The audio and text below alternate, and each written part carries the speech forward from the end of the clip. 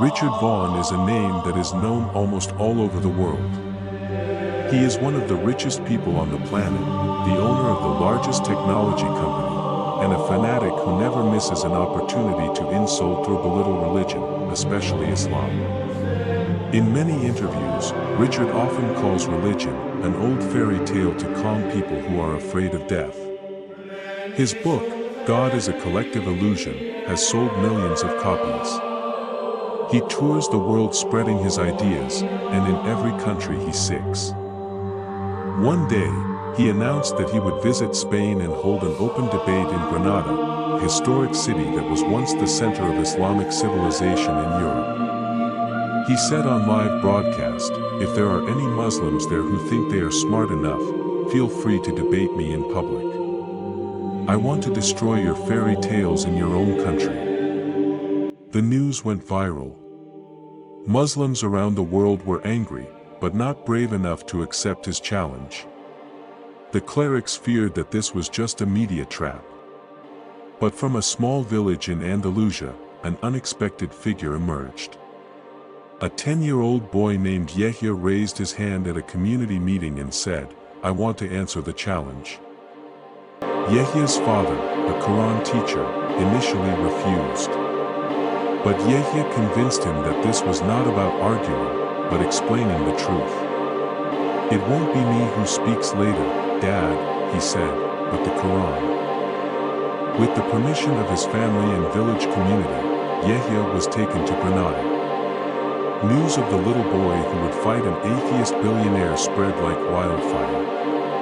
Many were enthusiastic. The media called it the strangest fight of the century. But Yahya was calm. He had nothing to prove. He just wanted to tell the truth. The day of the debate arrived. The grand auditorium was packed. Cameras from all over the world were in place. Richard sat in his chair with a sneer, looking at the small and calm Yahya wearing a white robe. "Do you think you can answer me, little boy?" Richard opened the debate in a mocking tone. "I have even defeated professors and scientists.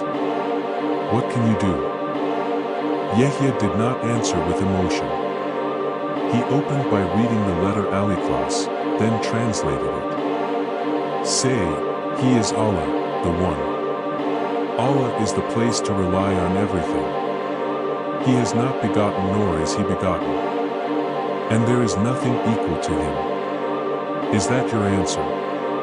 "Every..." Richard mocked. But Yahya answered calmly, "That is not poetry.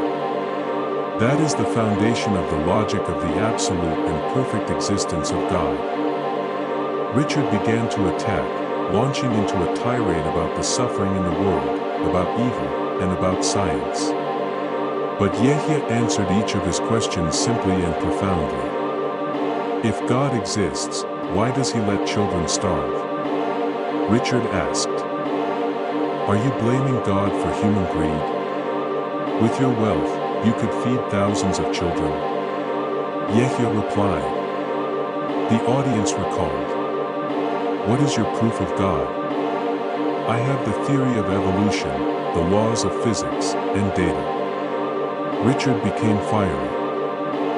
Yahya watched and said, "Theories change, data evolves, human understanding is limited. But the truth does not change. Like the sun that keeps shining even if you close your eyes."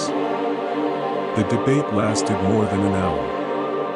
Richard grew increasingly frustrated as each of his inclusive and heavy-handed logic confronted Yahya with unwavering ease. "You are just memorizing from a holy book. Do you really understand?"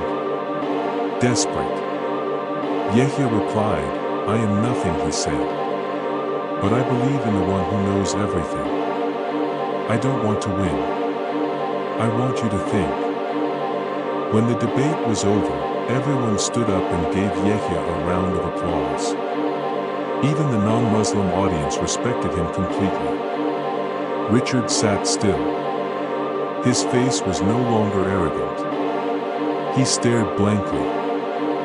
That night, Richard returned to his hotel. He replayed the recording of the debate. Yahya's words kept ringing in his ears. He couldn't sleep. In his dream, he saw himself standing in a vast desert, thirsty and lost. From a distance, a small child came to bring him air. "This is not about winning or losing, Mr. Richard," Yahya said in the dream. "This is about knowing yourself and knowing the Creator." Richard woke up with a gasp. Dawn was breaking. A few days later, he visited Yahya's village secretly. He sat with Yahya and his father, asking about Islam, about Allah, and about the meaning of life. No cameras. No reporters. Only a sincere search from a heart that had been empty all this time. A few months after the debate, the world was shocked by Richard Vaughn's official announcement: he converted to Islam. In a press conference, he said, "I was conquered, not by force, but by the simple truth of a child."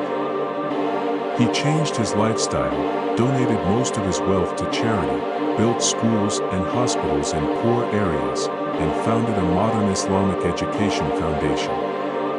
In one interview, he was asked, "What made you change?" Richard replied, "Because I finally met someone who did not try to prove himself right, but let the truth speak." And among the millions of people who witnessed the story, many began to read the Quran. Many finally got to know Islam not from a heated debate, but from the calmness of a child named Yahya. Because sometimes, the greatest light comes from the simplest figure. And guidance comes from a direction that is never expected.